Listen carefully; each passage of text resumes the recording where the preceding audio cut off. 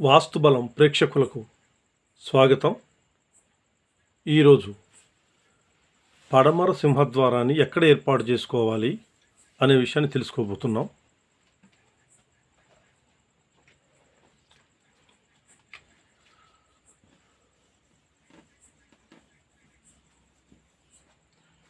విశ్వకర్మ వాస్తుశాస్త్రం ప్రకారం పడమర సింహద్వారాన్ని ఎక్కడ ఏర్పాటు చేసుకోవాలి అనే అంశాన్ని ఇప్పుడు తెలుపబోతున్నాను.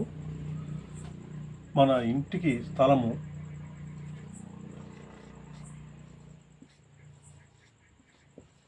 పడమర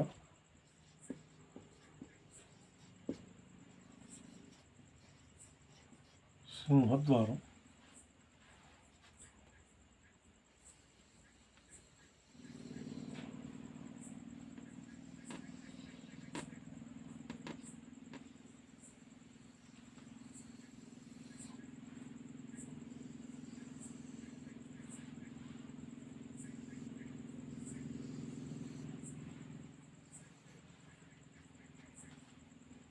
మనం నిర్మించుకోబోయే నూతన గృహము ఈ విధంగా తీసుకుంటే ఇది పడమర,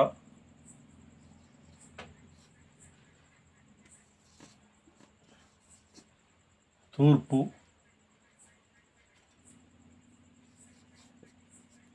ఉత్తరం, దక్షిణం. మనం పడమర సింహద్వారం గురించి ఇప్పుడు తెలుపుకుంటున్నాం కాబట్టి పడమర భాగాన్ని మనం ప్రధానంగా ముందు తీసుకున్నాం. పడమర, తూర్పు, ఉత్తరం, దక్షిణం. వీటికి మూలల్లో ఉన్నటువంటి దిక్కులు తూర్పు, ఉత్తరం, ఇక్కడ ఈశాన్యం, తూర్పు, దక్షిణం, ఇక్కడ ఆగ్నేయం, దక్షిణం, పడమర, నైరుతి, పడమర, ఉత్తరం, ఇక్కడ వాయువ్యం. ఈ విధంగా మనకు 8 దిక్కులు ఉంటాయి కదా. ఈ 8 దిక్కులు ఉంటే మనము నైరుతి నుంచి వాయువ్యం వరకు ఉన్న అటువంటి ఆ కొలత హద్దును 9 భాగాలు చేసుకోవాలి. 1 2 3 4 5 6 7 8 9.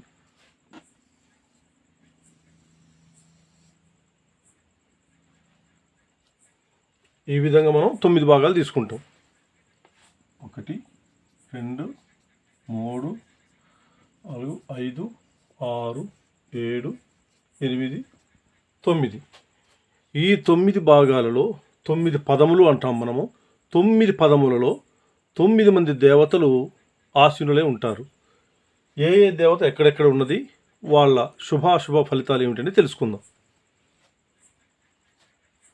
1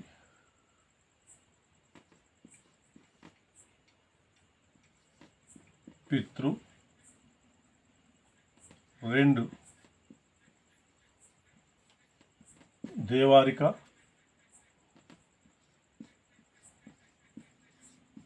3 సుగ్రీవ, 4 పుష్పదంత,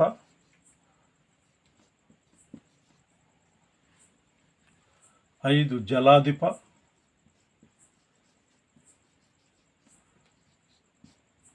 6 అసుర, 7 శోష, 8 రోగ, 9 వాయు. ఈ విధంగా మనకు 9 పదములలో 9 మంది దేవతలు ఉంటారు. 1వ పదంలో పితృదేవత, దేవారిక, సుగ్రీవ, పుష్పదంత, జలాధిప, అసుర, శోష, రోగ, వాయు. ఈ విధంగా ఉన్నటువంటి 9 మంది దేవతల్లో మనకు పితృదేవతా స్థానమైనటువంటి ఈ నైరుతి మూలలో గనక మనం సింహద్వారాన్ని ఏర్పాటు చేసుకుంటే ఇక్కడ గృహ యజమానికి మృత్యు సంభవిస్తుంది అంటే ఈ స్థానము సింహద్వారానికి పనికిరాదు. ఆ తర్వాత దేవారిక, రెండవ పదంలో ఉన్నటువంటి దేవారిక స్థానంలో మనము సింహద్వారం ఏర్పాటు చేసుకుంటే ఇక్కడ కూడా అశుభమే జరుగుతుంది. ఇక్కడ అంతా గొడవలు, అపనిందలు, పుత్ర సంతానంతో చికాకులు ఇవన్నీ ఇక్కడ ఉంటాయి.